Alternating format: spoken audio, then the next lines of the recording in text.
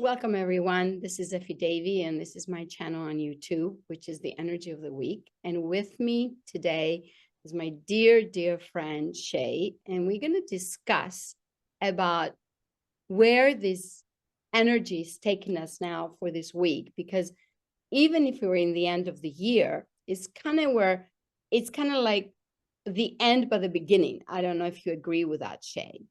I do. It's kind of like, we're tipping-toeing into the future, into our new, January, because today is also the solstice, as we're talking about. Yeah. So it's a perfect timing to have the old and going into the new, correct? Yes, we're preparing to let go of those things that no longer serve us and embrace what we'd like to grow and keep more in our top of our mind moving forward. Exactly. So we're going to have a discussion because me and Shay had a conversation about ancestors a couple weeks ago, and I thought it would be a great topic because ancestors is something that we feel that sometimes holds us back. Sometimes they allow us not to go forward. It's just because we represent them and they represent us. So it's kind of like, it's our mirror. We're looking at our mirror, which is our ancestors.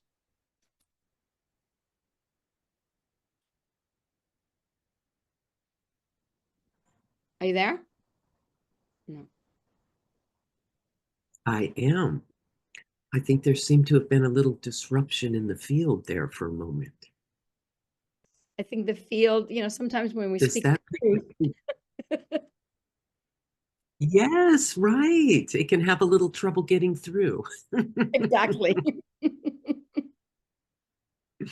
Yes, I'm very excited about this topic, Sefi, because it's something that's very alive in my own life. The idea of, um, connecting with ancestors, connecting with the lineage, connecting with family as they are in the world right now. And I think both of us are in a chapter of our lives where that's a significant energy that is present for us and alive in our own individual consciousnesses, but it has such a profound possibility for creating transformation, not just for us, but throughout our ancestral lineage and the lineage, the generations yet to come. I agree with you a lot on that. And, there's really an amazing writer that wrote The Last Temptation of Christ. And Yes. he was Greek. And also he wrote the Zorba the Greek. And he said something very interesting. When you cry, you ancestors cry. When you Mhm. laugh, you ancestors laugh. So when you go through everything that you go through, you ancestors are feeling it also, you know? Yeah. So I've thought that was an amazing thing when I read the specific book of his. It's only like a 27-page book. It's very small, and it's called The Eskitiki. I don't know how to translate it in English, but it's interesting for me that when you cry, when you laugh, when you enjoy, when you're in pain, no matter what, your ancestors are feeling it, and Mm. feel that they're feeling it because they're also been there where we are, and we are here to transform where they've been. Does that make sense? Oh, it makes complete sense.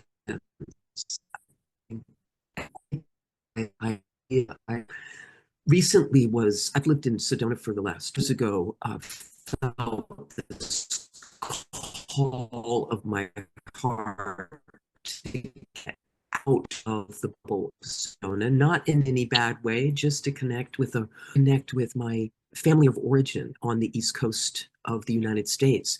And I was so struck when I was sitting at the kitchen table with my mother, and I would listen to her talk about herself, and I would listen to her talk to herself. And the very patterns that she was displaying were the ones that I have been trying to move through for decades. And it was just so striking to see that these influences, these patterns are alive in my lineage because I was aware that they were part of the way her mother interacted with her, and then the way she interacted with me, and the things that we carry forward.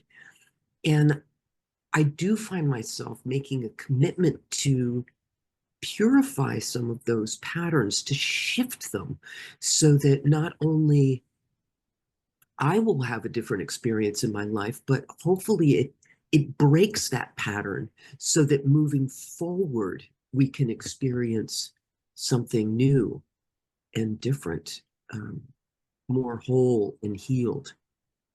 It's interesting because, I lived in Sedona the same time as you did, and similar, it seems like we both left at similar times to Yes. go discover the ancestors, go back to our family of origin. Like I went to Greece, and recently my mother died. You know about that.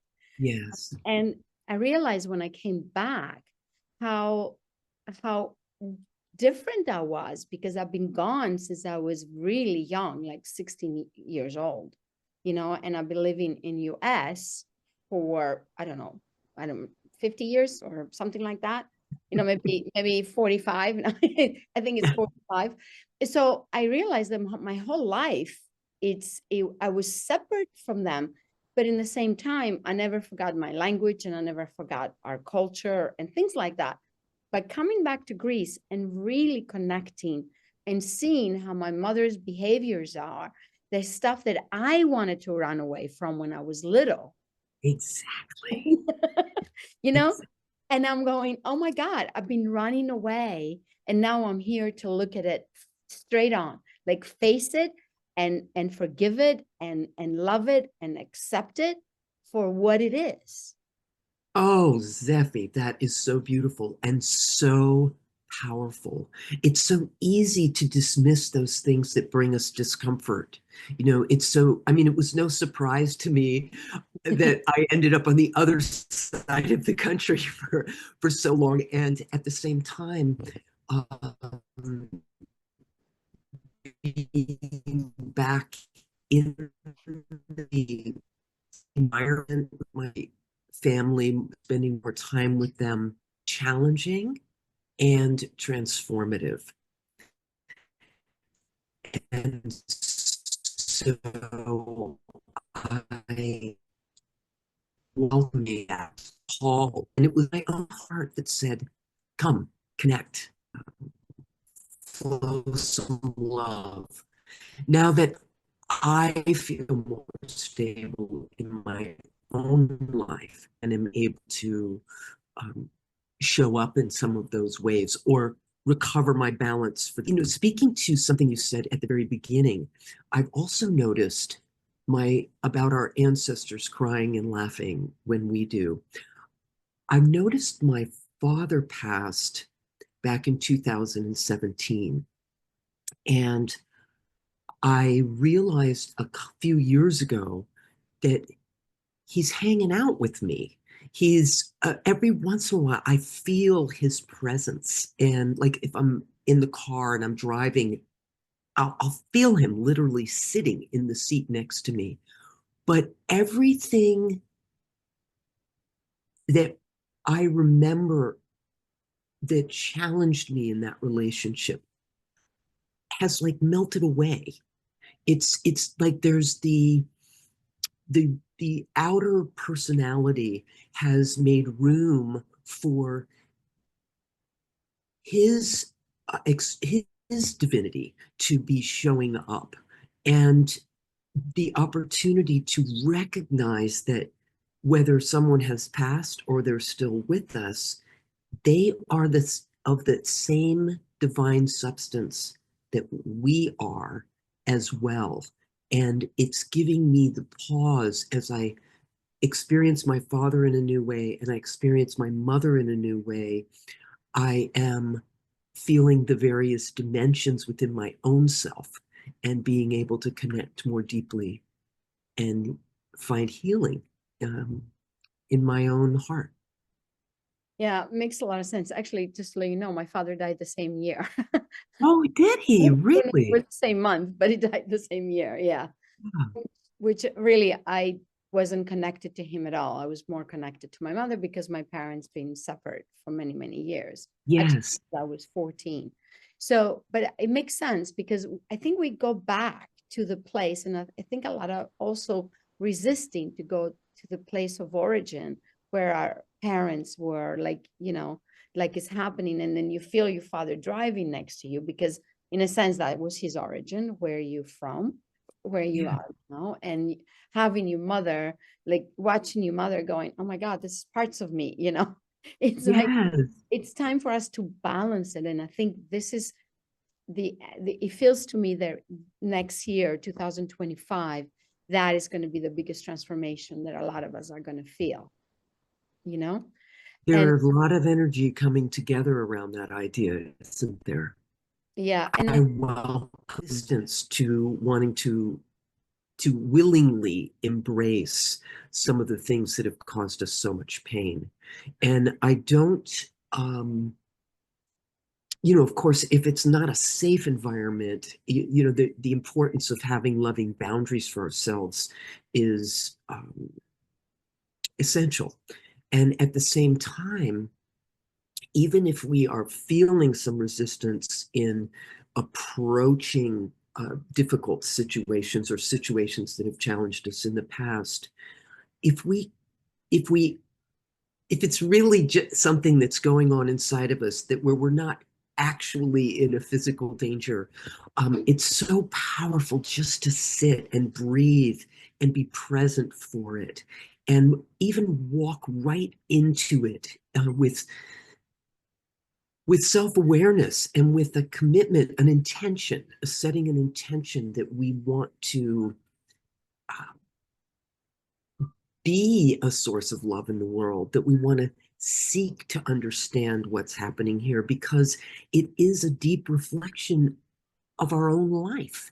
It is the juncture with which we came into the world. Even if we're adopted or we came to our family later, there are threads of energy in the field that have brought us together, and the opportunity for growth, I just have felt for myself, it should not be ignored. And I don't use the word should very often.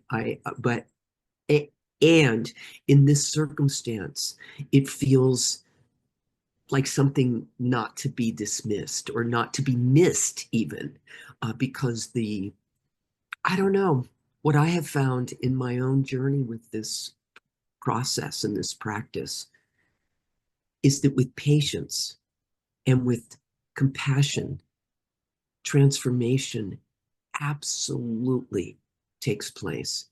And it has been happening within me. I have watched it happen within my close relations. And I am certain that it is breaking a pattern that will impact the generations that are going to be coming in the future. It's impacting our collective field. it is. But you know what I realized? The conscious decisions to go back, it's what actually makes the shift, correct? Because there's so Yes, much, ma'am. there's so much drama there in people's energy, body, cellular memory, that to clear this trauma of what happened with the ancestors, and it could be something they carry from previous lives. It doesn't have to be just this lifetime, but it gets repeated within the generations. I think it's if you're not conscious to actually clear it and to say, when I made the decision to come to Greece, I said, okay, I'm coming. I'm letting go of everything and I will be there inside of me.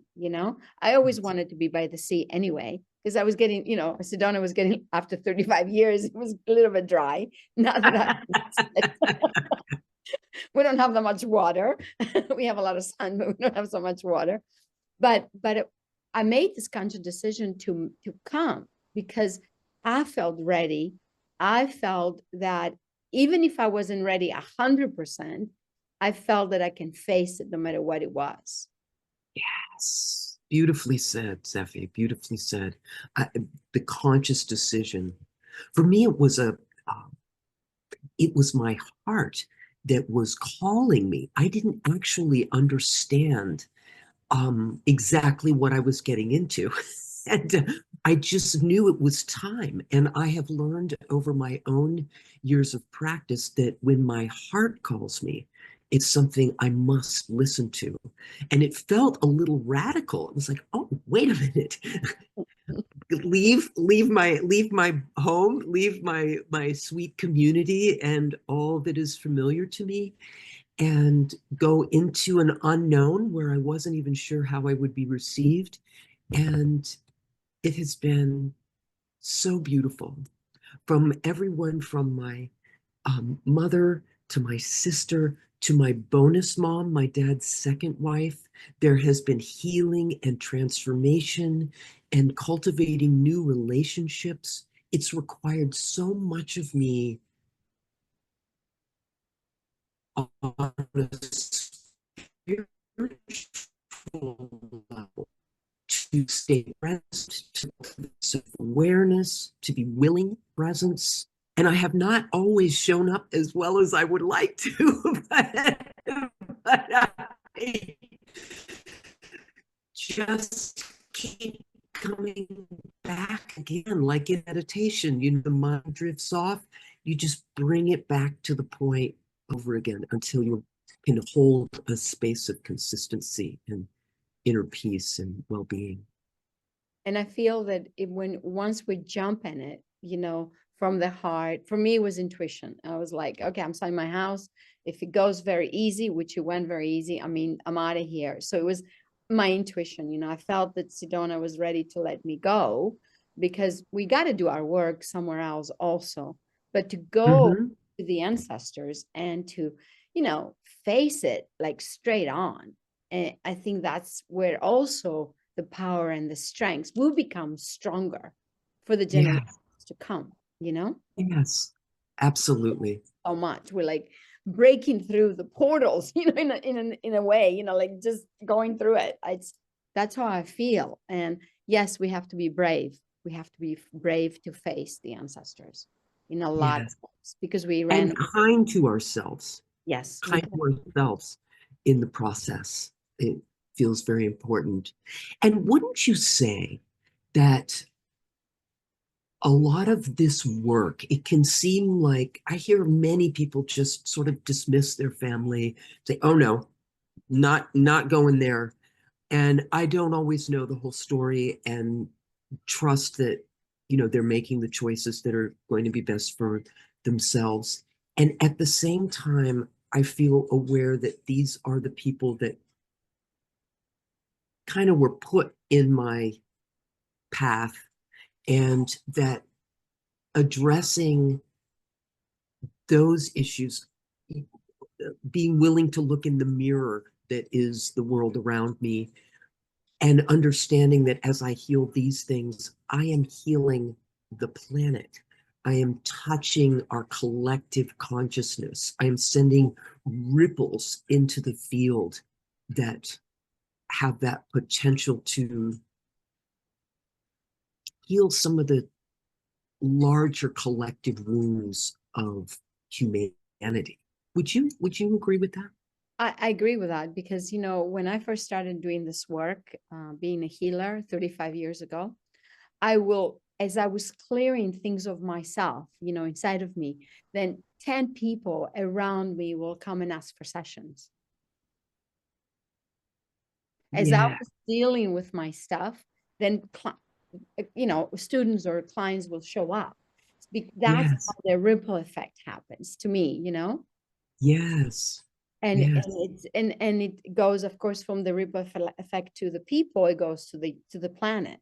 So I think now this is exactly what's happening. The ripple effect is so big that even if people say, I don't want to go there, they're going to go there. You know, Yeah. I Yes. they are going to go there because they need to look at it. They cannot run away anymore, you know? Well, that is a powerful message in itself, Seppi. We can't run away because we're running away from ourselves. Exactly. Absolutely. We're Absolutely. running away from our own divinity in that space. Because we came through them. We have, it's in our DNA, it's our cellular memory, it's part of our soul. We came into the family for a reason, and we have to clear it. And I think this is where the new year is going to, the transformation, and going to shed the old skin. I'm ready. I'm Me ready. too. I'm ready to shed that old skin. And I'm also very clear it's not about perfection. It's just about presence. It's just continually showing up, listening, being willing to begin within, to heal our own wounds in this process. And yeah, and the more we do that, the more we create, like you say, that magnet that is going to open doors for others. And then it just continues because their lives will touch the people in their circumstance. And then those people's lives will touch even a greater circle. And and yeah, and clearing the trauma, so they don't give it to their children, they don't pass it on, because our generations before us, I think, not to judge our ancestors, but that's what they did. Their trauma, they don't, they don't, their negative experience yes. affected us. And it can be very challenging when we look back to our lineage and think of some of the choices that they made, and yet understanding that they were doing the best they could at the time. Even if it was, even if it may be deemed as, dreadful, I think people are really acting out of, their own understanding of the world at the time. I And agree. so, yeah, And and now yes, we continue. go ahead, I'm sorry. I was just staying at a place that's right on the river, and there are whitecaps. The water's moving very fast, and there's whitecaps. So, um, Same thing's happening here in the island. I look at the sea. We have a lot of white caps. yeah, that's so interesting. We were both in Sedona, and now we both ended up on the water. I was craving that myself. Uh, yeah. I actually, truth be told, I had some resistance to being. I'm in Virginia, and I spent many years here as a young uh, woman, and even as a girl, and it's where my mother and my sister both live, and I have been resistant to embracing this area. Yet I love water, and it is there is the Maryland, Virginia area, like 11,000 miles of shoreline. So to be. I don't remember what I was saying before. That's okay. It's all right. Maybe the universe is just cutting out stuff that isn't necessary. Maybe, or it's not time yet. We'll do another one, There another one you go. when Yeah. there's no more wind.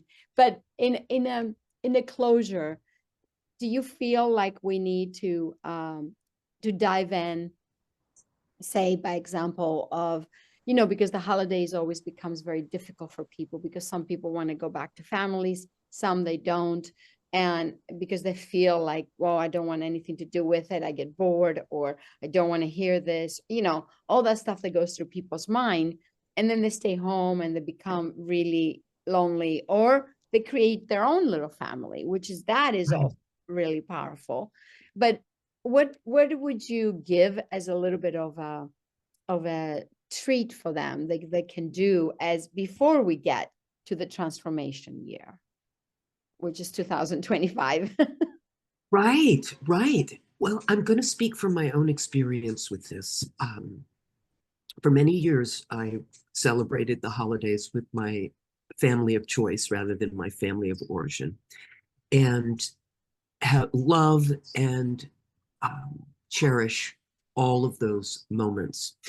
And when I have been out on the East Coast now for a couple of years and then family. And at first, it was very challenging. It was different. Be healed. There was some shadows and unaddressed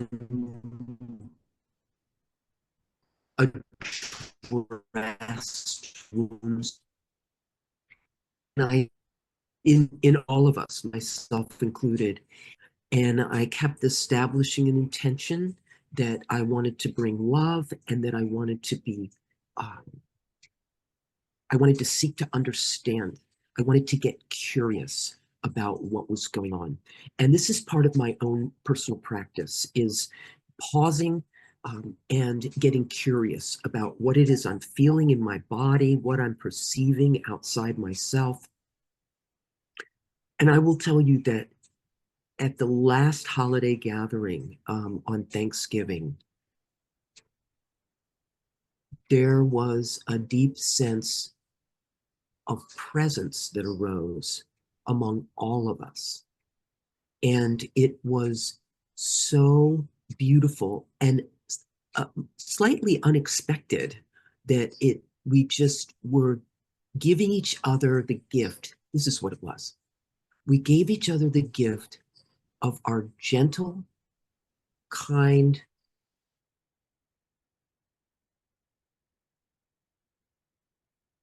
a whole different vibration within our small family circle. And I would like to, I saw the power in that.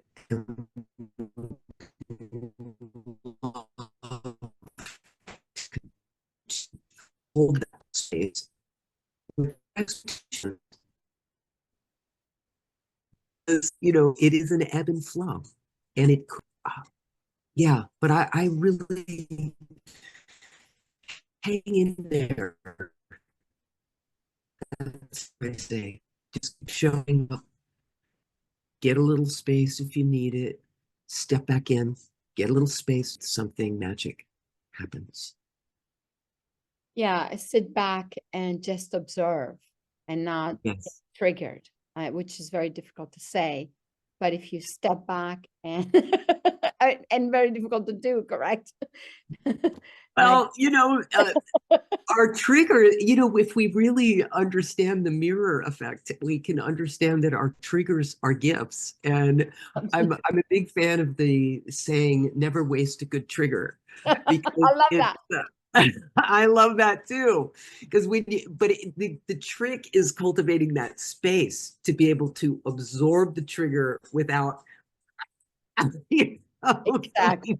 Absolutely. And so stepping back, watching, observing, and then Yes. take a walk or take a deep breath, or, it just really, I think that's a really great advice, just to sit back and just watch. And for me Yeah. also, I would say write emotions down, because people cannot cry, people have a hard time of releasing trauma, and they get really hold all that emotion in. That's why the triggers pop up. So Yeah. also, if you write, like in the morning before you go to the dinners or whatever, or in the evening when you get home, maybe it will help you start releasing the stuck emotion that you're feeling in the families. And also will say that it's so powerful for us to transform and transmute the energies that actually are taking place when we are with family, when we are with our ancestors. And that was a practice that I'm remembering now. This is a practice I have done over the last few years specifically for my family, and that is to just sit in the morning for just a few minutes, maybe 3, maybe 5 minutes, and just breathe with them. They're not there physically, but No. hold them in my heart and feel our hearts connected and breathe with that intention of healing and letting go of what no longer serves us and being able to embrace the gifts that are a part of that kind of connection. Yeah, that's very powerful. Mhm. Well, we're gonna have a second set on this. I feel it. We're gonna come back on again to discuss about this. That would be really great. I would love that. I think it's a very important topic, and there are more things that can be said. Exactly. Yeah. So I just want to thank you, Shay, for this beautiful, beautiful conversation. And we are going to really connect another time for this. And it was a pleasure to have you on. And Oh, I'm glad we're connecting, even if we're not in Sedona, because that's our extended family for both of us. And yes. how we are with our real family and, making things Kind of a happen. spiritual home, right? Yeah, yeah. Well, I am delighted to be connected with you, and I think it represents also the fact that you are in Greece and I am in another part of the vast landscape